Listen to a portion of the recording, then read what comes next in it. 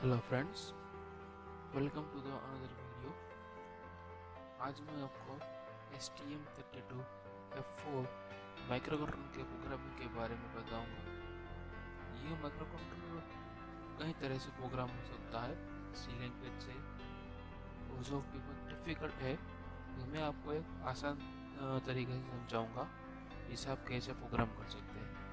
आसान तरीका है मैटलैब के थ्रू। तो आपको अगर ये माइक्रोकंट्रोलर प्रोग्राम अगर आपको मैटलैब के थ्रू करना हो तो उसके लिए आपको वाईजूम इंस्टॉल करना होगा। वाईजूम, तो चलिए शुरू करते हैं। तो ये मैं आपको जो माइक्रोकंट्रोलर का प्रोग्रामिंग है वो मैं आपको एक प्रोजेक्ट के साथ समझाऊंगा। तो ये प्रोजेक्ट है speed control of induction motor using sinusoidal pulse with modulation. यहाँ पे आप देखोगे, अगर आपने पहले वाईजूम इंस्टॉल कर लिया होगा तो यहाँ पे आप सिमुलिंक के लाइब्रेरी में अगर लास्ट पेज देखेंगे तो यहाँ पे आपको वाईजूम का एक ब्लॉक दिख जाएगा।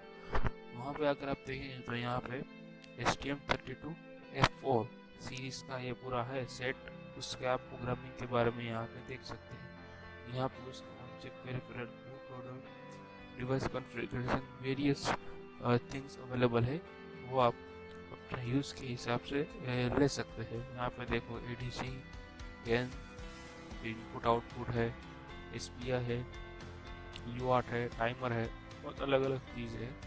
तो उसका हम यहाँ से ब्लॉक लिया है। देखो यहाँ पे इनपुट आउटपुट, तो यहाँ पे इनपुट है तो उसके लिए यहाँ से मैंने ब्लॉक लिया है और डायरेक्ट यहाँ पे प्लेस कर दिया है।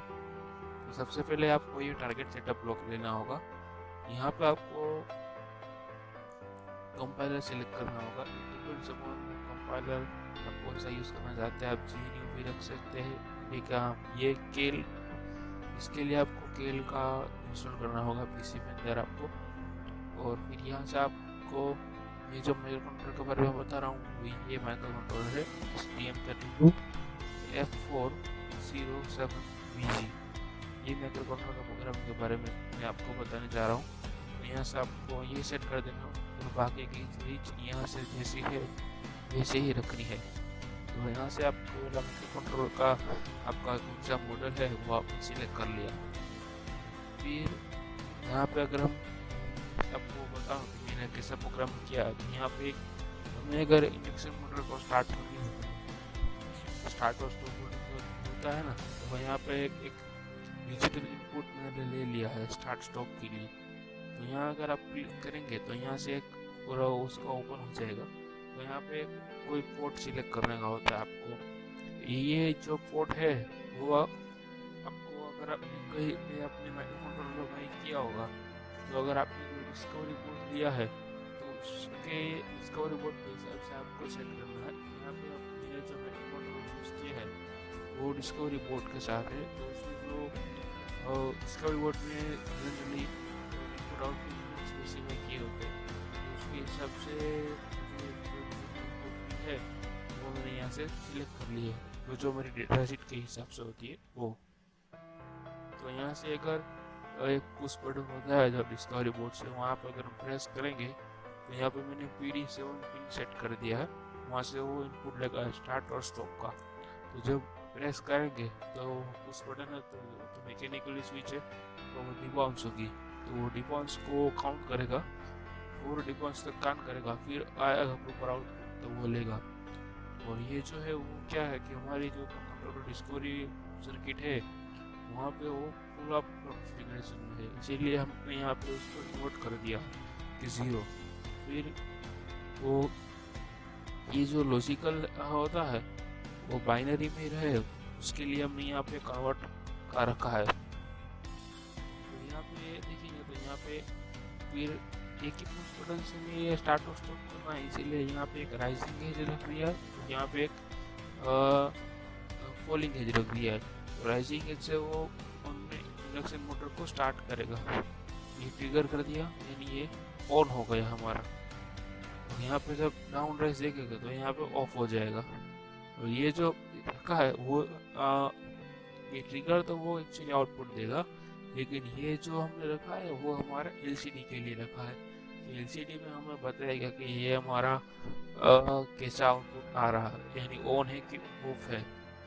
और इसी हिसाब से यहाँ पे हमें ये जो डिजिटल आउट पे वो हमें बताएगा कि हमारा आउटपुट आया। तो इधर हम क्या करेंगे, इस पिन पे हमने एलईडी जैसा कुछ कनेक्ट कर दिया है, वहाँ से हमें पता चलेगा कि हमारी इंडक्शन मोटर स्टार्ट है कि स्टॉप है। तो सेम उसी तरह यहाँ पे जैसे किया वैसे भी हमें यहाँ पे पोर्ट सिलेक्ट करना रहेगा और पिन सिलेक्ट करनी रहेगी। वो डिपेंड करता है आपके डेटा सेट के ऊपर। सेम यहाँ पे जैसे मैंने यहाँ से जो आउटपुट आया वो यहाँ पे उसका आउटपुट आएगा। इसके साथ ये जो है वो हमारी स्पीड है।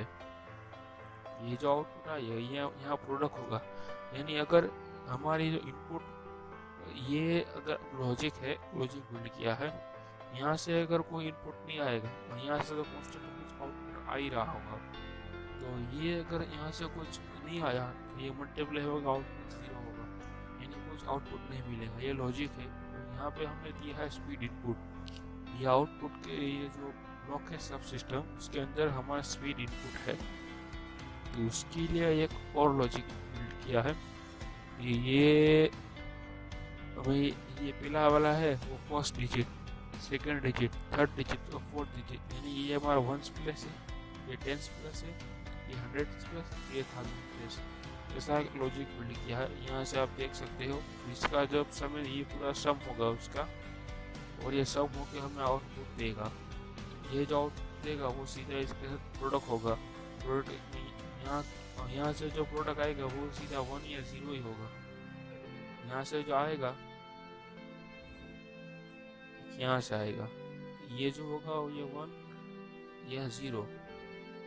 यहाँ से हमने ये सिचुएशन ब्लॉक भी लगाया था, तो उसमें क्या लिमिट कर देंगे कि 1500 से ज़्यादा यहाँ से नहीं जाना चाहिए वो, इसीलिए सिचुएशन ब्लॉक।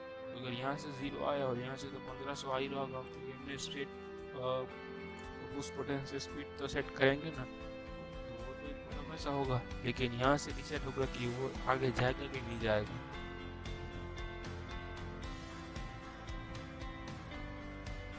और अगर आपने मेरा पहला वाला वीडियो देखा होगा तो यहाँ से आपको ये कॉन्सेप्ट पता ही होगा कि रेट लिमिटर का यूज़ क्या है।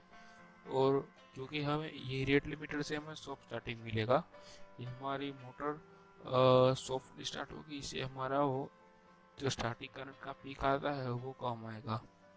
और ये जो हमने लिया ये हमारा सिस्टम क्लोज लूप में है। तो यहाँ पे हमने क्या किया है कि इनकोडर ले लिया है।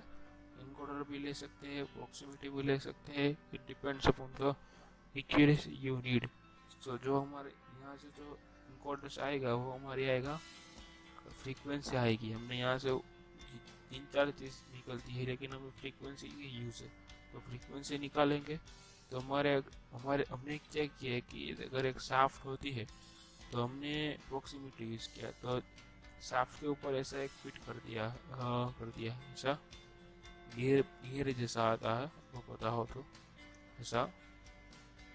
इसमें जो टूथ है ना, ये 12 है हमारे में। सो अगर ये एक बार घूमेगा तो हमें 12 पल्स मिलेंगे।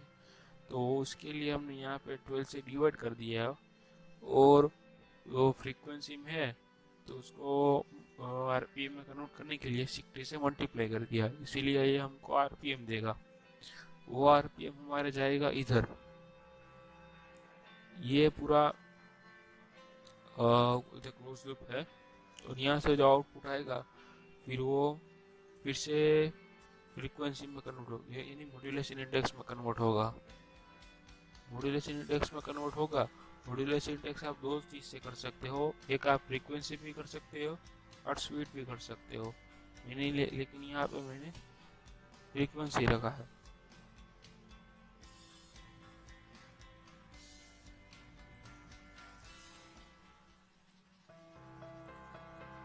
फिर सेम चीज़ है कि जो हमारा जो ये जो होता है वो वोल्टेज हमारा बहुत इम्पोर्टेंट होता है।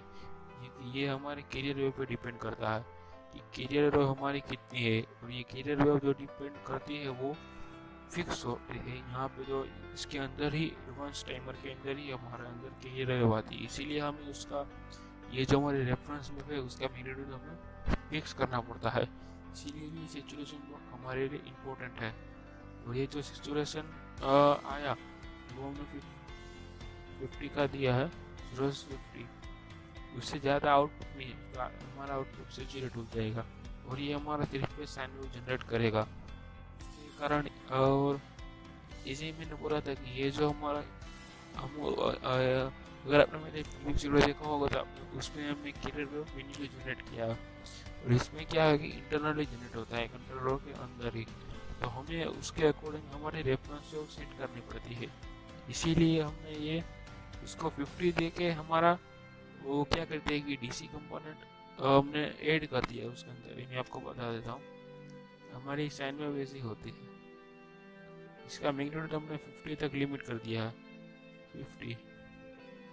जब हमने इसमें 50 ऐड किया, ये वाला 50 यहाँ पे जब हमने ऐड किया तो हमारी वेव ऐसी हो गई, पूरी पॉजिटिव में शिफ्ट हो गई ऐसी।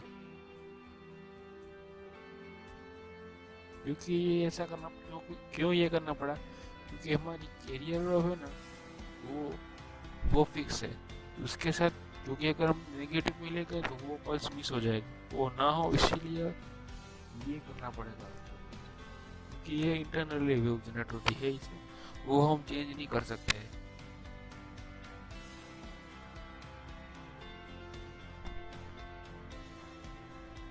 तो सेम फिर ये जो हमने ये जो टाइमर है वहाँ पे हमने फिक्स कर दिया है क्या कि ये जो वो यहाँ पे जो हमने किया कि देखो ये हमारी क्लियर वेव की फ्रीक्वेंसी है। फिर यहाँ पे हमने डेट टाइम भी दे सकते हैं, अगर आपको इन्वर्टर बनाना है तो आपको डेट टाइम के बारे में पता होना चाहिए क्योंकि ये बहुत इंपॉर्टेंट कॉन्सेप्ट है। और फिर यहाँ पे हमने देख लिया कि हमने जो पिन है वो सेट करनी है कि हमारी कौन सी पिन आउटपुट हमें आउटपुट चाहिए, वो सेट कर दिया, फिर अप्लाई और ओके कर देने का। और ये ऐसा और ये जो है वो और ये सब है वो क्या है कि जो एलसीडी में दिखाने का है, एलसीडी का प्रोग्राम के लिए ये ब्लॉक है।